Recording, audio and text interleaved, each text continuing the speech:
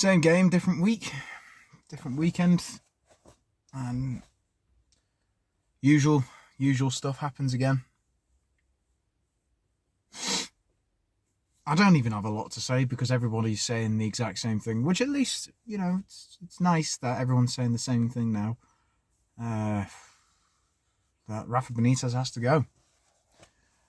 I mean, it's crazy because, a lot of us obviously at the start of the season were wanting him to do, well, just any expectation. And then the first loss was kind of went to one win in 5 or however many points in 5, and everyone was like, "Oh, okay, right, we'll give him a bit of time." And I was thinking we'd sort of stick by him for a bit longer, but one win in 12 Premier League games. You've got a cup run which was ended horrifically by QPR, and it just doesn't look like there's any game plan or any form of progress at all. I mean, if you can't score in games, you make yourselves hard to beat. And even then, we still don't look good in the basic blueprint of a Rafa Benitez team. And then you have... I mean, there's 2 stats to me that are criminal to look at. One being the 1 in 12 wins. 1 in 12 games win. And then the other one is having the most points from winning the most points from losing positions. That isn't a stat that you should have, if I'm being honest. That kind of stat is a stain. Yes, it shows we can get back in games, but we shouldn't have to get back into games. Southampton, Burnley, Brighton all dominating, getting the first goal. And then for some reason we decided to turn it around then. And Benitez didn't even learn from the previous game against Arsenal. If you put a third midfielder in, it's more likely to get control of a game. And for whatever reason, we still played with 3 centre-backs and then 2 wing-backs. And there's not even any point in opening that can of worms with playing Coleman at left-back when you've got Dean on the bench. I don't get it. I really don't get it. And I think the vibe with a lot of people is they just don't want to be there. You might get the odd one just going, "Oh, well, if you don't want to be there, then leave." But, nobody wants to go to these games anymore. But they only go in blind love for Everton and not for this team or this manager. Because we all go there every week and hoping that we can get a good result. But there's genuinely looks like there's no hope.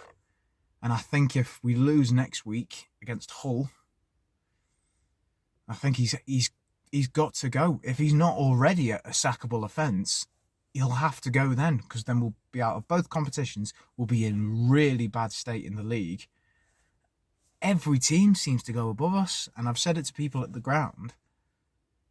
You look at half of that Brighton, that whole Brighton squad at the start of the season, you'd take maybe 1, maybe 2 out of the most. But now you look at that team, there could be 4 or 5 that would make an improvement in our side, not least the manager. And it's the same with a lot of these teams that are starting to jump above us. You start looking at their squad, beginning of the season, you're like, nah, they wouldn't come within a barge pole of Everton Football Club. But then you look at them and it's like, it's better than what we've got at the moment. I don't think you can blame just Benitez as well, but he doesn't help himself. Yet again, conceding from a corner when we've conceded the most from set pieces this season, and they just don't learn. The players need to have a long, hard look at themselves as well, and I think there's only really 3 people that I would say gets off scot-free, whether it be today's game or really this season, is Anthony Gordon. Fair play to him today. I've been proven wrong about him, and I feel sorry for him that his first goals for Everton, some nicely taken goals as well, they have to go down in such an awful game. I think Damari Gray, God love him, he must have wondered what the point in joining here was. I feel sorry for the new left back as well. God knows what I'm to look at that today. And then Pickford. I actually don't think Pickford's had a bad season. I think he's getting some unfair reps. I think his distribution at times can, of course, be a bit lacking. But if we're being honest, has he really put a foot wrong this season at all? I can't think of a game. I don't know. I'm looking at every single game now, just sort of, well, what's the point? What's the point in going? But yeah, I don't get it. I don't get it anymore. There isn't really much to say because it's just the same stuff that gets said. So it's any surprise that anyone gets views on YouTube in terms of reviewing Everton because it's just the same stuff in a different week.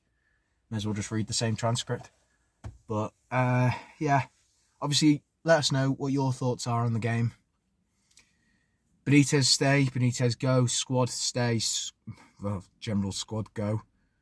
Are the fans wrong for booing when he's making substitutions? Are the fans right for booing at full time? We don't know. Where do we go from here? Do we stick with Benitez? Do we ride it out till the summer with, say, Ferguson in temporary charge? Do we try and go out big for a big manager, or do we look for a smaller type manager? Or do we just liquidate? I mean, I personally want us to liquidate, but, you know. Yeah, don't forget, subscribe to the Toffee Blues YouTube channel. Come check out my channel, I guess, if you desperately want to. Yeah, more Everton moans, if you fancy it. And yeah, like, comment, subscribe. See you all later.